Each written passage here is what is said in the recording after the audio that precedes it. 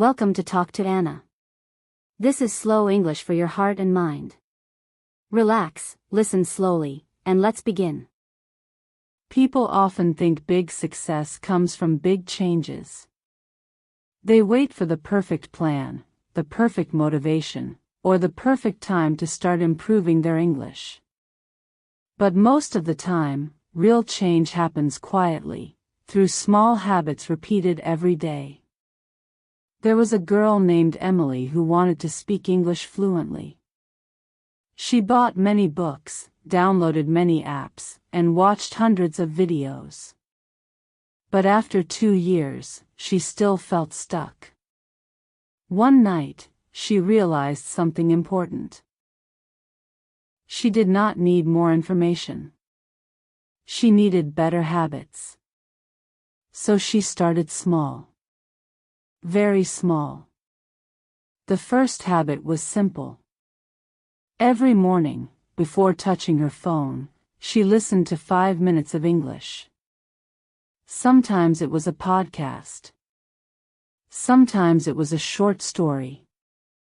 She did not understand everything, but she trained her ears to hear English every day. The second habit was changing her environment. Emily switched her phone language to English. At first, it felt uncomfortable.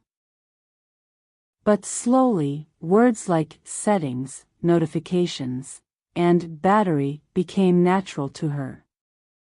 The third habit was speaking out loud. Not perfect speaking. Just speaking.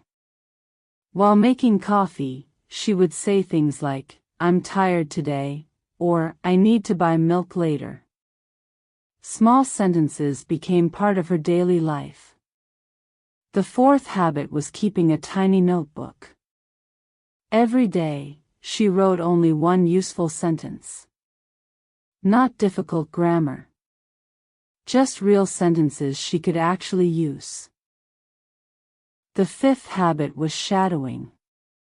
She listened to short English clips and repeated them immediately, copying the pronunciation and rhythm. Sometimes she sounded strange. Sometimes she laughed at herself. But over time, her speaking became smoother. The sixth habit was reading something easy every night. Not textbooks. Not difficult news articles. Just simple stories, conversations, or short posts she enjoyed.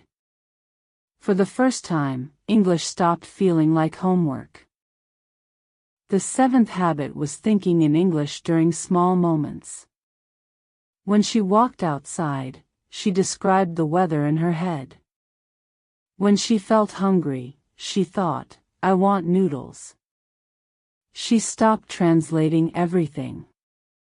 The eighth habit was accepting mistakes.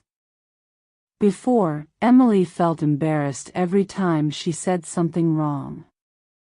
But later, she understood something important. Mistakes were not proof of failure. They were proof that she was practicing. The ninth habit was consistency. Some days, she only studied for 10 minutes. But she kept showing up. Even on tired days. Even on busy days. And the 10th habit was being kinder to herself.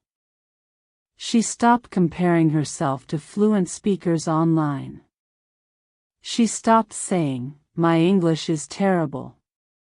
Instead, she started saying, "I'm improving little by little."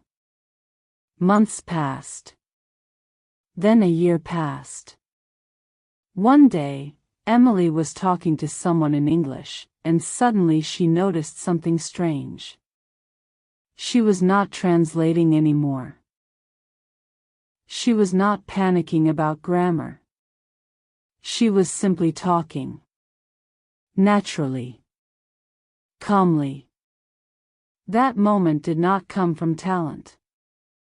It came from small habits repeated quietly every day. And maybe that is how many beautiful changes happen in life. Not loudly.